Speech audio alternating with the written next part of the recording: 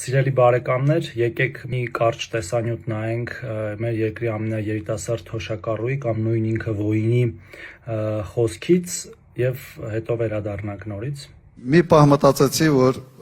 պետք է Մոսկվա թռնել եւ փորձել գործընկերներին համոզել, որ հնարավորինս արագ պատերազմը կաղնեցվի։ Ասեմ, երրորդ, չորրորդ օրը ինձ համար պարզ էր, որ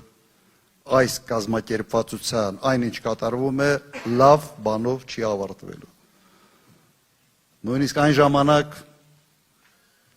դատարանի արգելք ունեի դուրս գնալու,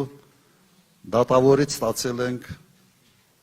դուրս թռնելու բան, երկիրը բացակայելու թույլտվություն։ Բայց կովիդի ժամանակ էր եւ առանց տեստերի հնարավոր չէր նույնիսկ ինքնաթիռ նստել։ Հանձնել եմ տեստը, լրիվ առողջ էի, որևէ պրոբլեմ չունեի եւ ստացել եմ պատասխան, որ ես ունեմ կովիդ այդ ժամանակ։ Գնել ենք այդ բան rapid տեստերը։ 4-5 հատ փորձել, բոլորը բացասական էր, կովիդ չունեի։ Նույնիսկ այդ ճանապարհով արել են ամեն ինչ, որ նույնիսկ իմ կապերով պատերազմը կաղնեցնելու հնարավորություն չունենա։ Արձանագրում ենք, որ նա նույնպես շարքային ստախոս է, որովհետև նախ այդպիսի բան չի եղել եւ երկրորդը կովիդի սահմանափակումները երբեք մարդկանց չեն արգելել լքել երկիրը, այլ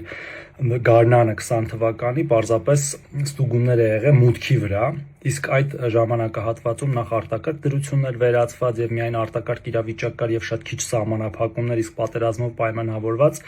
մենք դրանք ավելի ենք թույլատրել եւ այս շարքային ստախոսը, որը ինչ որ տենց փորձում էր փրկել երկիրը, ըստ էության դրա համար որևէ լծակ եւ ոչինչ չունենալով հիմա ինչ որ արդարացումներ է գտել, բայց ես ուզում եմ հիշեցնել, որ ինքը շատ մեծ փորձառություն ունի ինքը կեղծելու եւ իր հիվանդությունները ուռճացնելու նույն Իզմիլյան բժշկական կենտրոնում, որը գտնվում է Կտրիչ Ներսիսյանի ուղիղ ենթակայության տակ քննությունից խուսափելու համար եւ դատարանը նրա ելքի արգելքը վերացրել էր եւ նա կարող էր գնալ որ երկիր ուզում էր եւ կանգնեցնել պատերազմը, եթե իհարկե նա կարող էր։ Իսկ պատերազմը կանգնեցնել նա չէր կարող։ Մենք 3 անգամ հրադադար ենք կնքել Ադրբեջանի հետ, որոնցից մեկը Մոսկվայում, բայց դրանք բոլորը խախտվել են եւ հետեւաբար այս շարքային ստախոսները պարզապես փորձում են մոլերեսնել մեր բնակչությանը, մեր քաղաքացիներին, չհասկանալով, որ մենք մեր քաղաքացիները բավական լավ հիշողություններ ունեն իրենց ամբողջ գործունեության, այդ թվում նաև պատերազմական շրջանի գործունեության վերաբերյալ մի տրվեք այս շարքային ստախոսներին, սիրելի բարեկամներ,